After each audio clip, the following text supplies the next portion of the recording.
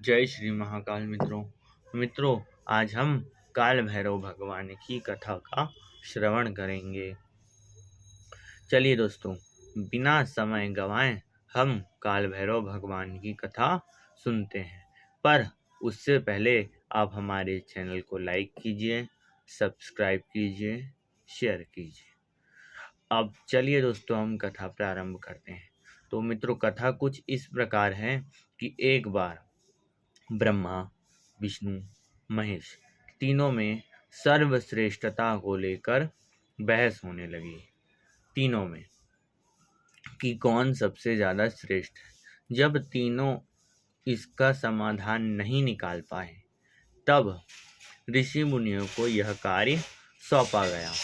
ऋषि मुनियों ने बड़े ही शोध के बाद, बड़े ही खोजबीन करने के बाद भगवान शंकर को सर्वश्रेष्ठ घोषित कर दिया। यह बात से ब्रह्मा जी का एक सिर क्रोध से जलने लगा और शंकर जी का अपमान करने लगा। शंकर जी को भी क्रोध आया और शंकर जी उस समय काल भैरव भगवान के रूप में प्रकट हो गए। मित्रों, आपको मैं पहले ही बता दूं, मैंने यहाँ पे कहा ब्रह्मा विष्णु महेश के बीच में बहस हुई, तो ये बहस वो बहस नहीं है जो हम मनुष्यों के बीच में होती। ये भगवान की एक लीला है। ब्रह्मा विष्णु महेश तीनों ने मिलकर एक लीला रची है। तो आगे की कथा सुनते हैं। भगवान ब्रह्मा जी के एक सिर को क्रोध आया और वह क्रोध से जलने लगा और शंकर जी का अपमान करने लगा। शंकर जी का अपमान हुआ तो शंकर जी को भी इस बात से क्रोध आया। ये शंकर जी की लीला है मित्रों, ध्यान रखिएगा।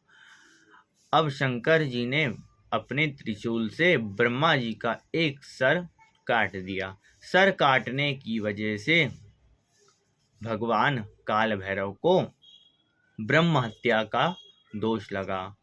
काल भैरव भगवान को ब्रह्म हत्या के दोष से मुक्ति पाने के लिए शंकर जी के सारे तीर्थों में भ्रमण करने का सुझाव दिया गया। काल भैरव भगवान सभी तीर्थों में गए। अपने सभी तीर्थों में घूमने के बाद आखिरी में वह काशी विश्वनाथ भगवान की नगरी बनारस काशी विश्वनाथ पहुँचे। वहाँ वो ब्रह्म हत्या के दोष से मुक्त हो गए। काशी विश्वनाथ की नगरी काल भैरव भगवान को इतनी अच्छी लगी कि वो वहाँ ही रुक गए और तब से लेके आज तक काशी विश्वनाथ भगवान वहाँ के राजा हैं और काल भैरव भगवान वहाँ के कोतवाल हैं, अर्थात संरक्षक हैं। जो भी व्यक्ति काशी विश्वनाथ भगवान के दर्शन करने जाता है, उसे काल भैरव भगवान के दर्शन करने होते हैं। बोलो काल भैरव भगवान की जय हो। जय श्री महाकाल मित्रों।